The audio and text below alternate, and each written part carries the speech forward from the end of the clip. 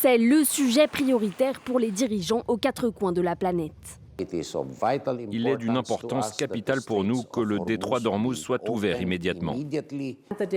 La fermeture de facto du détroit d'Ormuz par les forces iraniennes est inacceptable et doit être condamnée.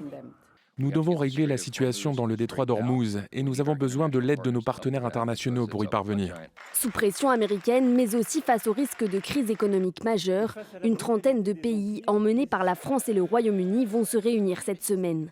Objectif, bâtir une coalition pour sécuriser le détroit, bloqué par l'Iran depuis début mars et par où transite 1/5 du pétrole mondial. Avec pour principal défi, éviter une défaite stratégique comme en mer Rouge. Fin 2023, une coalition menée par les États-Unis a tenté de protéger les navires attaqués par les rebelles houthis du Yémen, dans ce corridor par où transitait 12% du commerce mondial. Malgré d'importantes ressources engagées, plus d'1 milliard de dollars en armes, 4 navires ont été coulés par les Houthis et la voie maritime est toujours largement évitée car jugée peu sûre. Or, la situation dans le détroit d'Ormuz est bien plus complexe.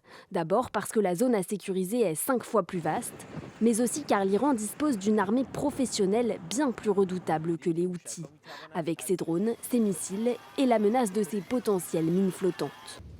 Selon les experts, escorter les navires commerciaux dans le détroit nécessiterait une douzaine de grands navires de guerre, mais aussi d'importants moyens aériens, avec un risque élevé de pertes.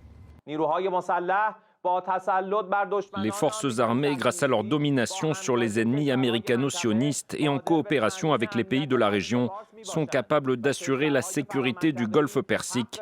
Et les pays extra-régionaux n'ont aucun droit d'intervenir dans ce domaine. Plusieurs pays, dont la France, refusent toutefois d'intervenir tant que les frappes se poursuivent dans la région. L'Iran, de son côté, revendique la reconnaissance de sa souveraineté sur le détroit d'Ormuz comme condition pour cesser les hostilités.